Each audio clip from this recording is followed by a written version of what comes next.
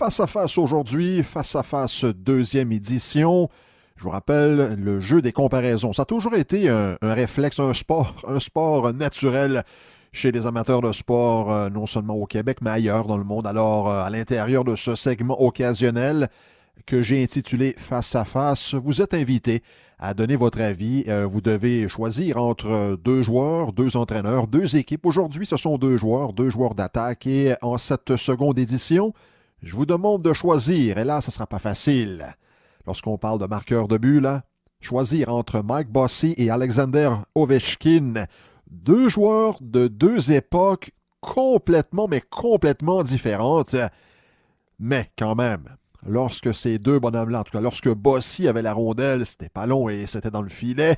Et Ovechkin, c'est la même chose. Ovechkin se dirige vers une autre saison de 50 buts. Là. Au moment d'enregistrer ce segment, il est à un but seulement d'une autre campagne de 50 filets. Alors, lequel choisiriez-vous et pourquoi? On peut dire Bossy, on peut dire Ovechkin. Mais la chose intéressante dans Face à face, c'est de choisir et dire pourquoi qu'on choisit tel ou tel joueur.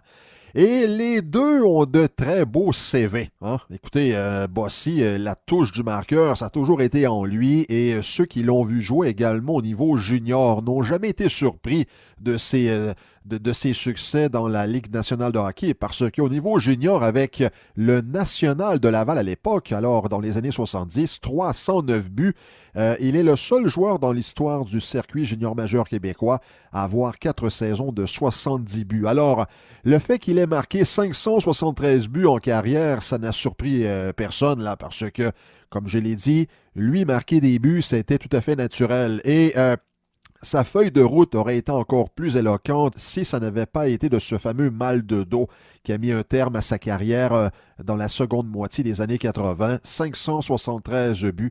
Il a 2 faits d'armes, Mike Bossy. Là. Parmi toutes les choses qu'il a faites, il y a quand même 2 choses qu'on retient peut-être un peu plus. Premièrement, ce fameux 50 en 50, le 24 janvier 1981. Alors, Bossy, le match était présenté à Long Island. C'était contre les Nordiques de Québec. Et Bossy avait été mis en échec pendant environ 55 minutes environ. Et il ne restait que 5 minutes à peu près. Et il avait marqué 2 fois. Il avait déjoué qui? Ron Graham, qui n'a pas eu une carrière étincelante, lui, dans la LNH. Alors, 50 en 50. Et l'autre fait saillant de sa carrière, eh bien, c'est pour l'ensemble de sa carrière, 9 saisons de suite, avec au moins 50 buts. Même Wayne Gretzky n'a pas fait ça. Gretzky en a 8. Et lors de sa 9e saison dans la Ligue nationale, eh bien, il avait eu 40 buts, sauf qu'il avait été blessé. Il avait manqué près de 20 matchs.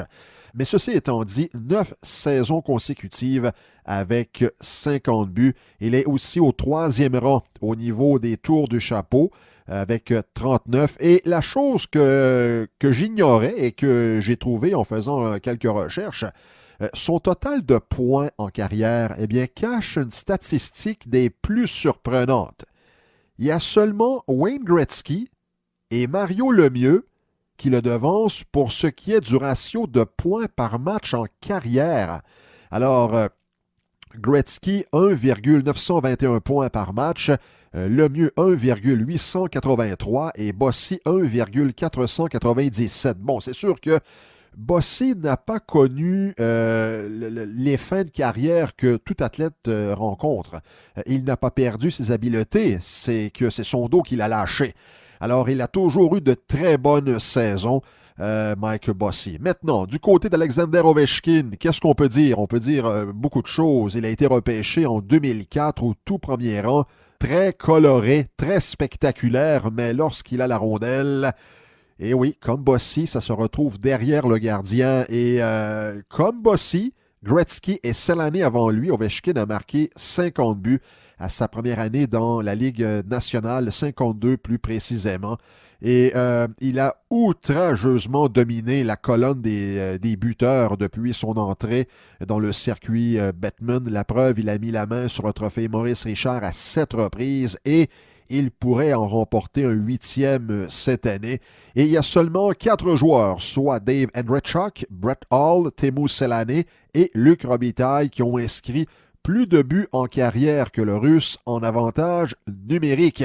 Il est présentement à égalité au 5e rang avec Phil Esposito, l'ancien joueur étoile des Bruins de Boston, avec 246 buts sur des jeux de puissance en carrière. Bien sûr que la grande différence entre les deux joueurs n'est pas au niveau là, des habiletés. Les deux pouvaient marquer de n'importe où sur la glace. La différence, c'est au niveau des époques. Je vous rappelle que le hockey d'aujourd'hui est très différent de l'époque de la fin des années 70 et du début des années 80, alors que Bossy était un marqueur très dangereux.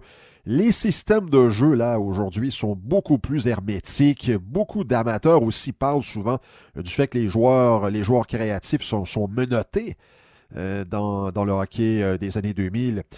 Pourtant, cela n'a pas empêché Ovechkin de connaître des saisons de 50 buts à répétition.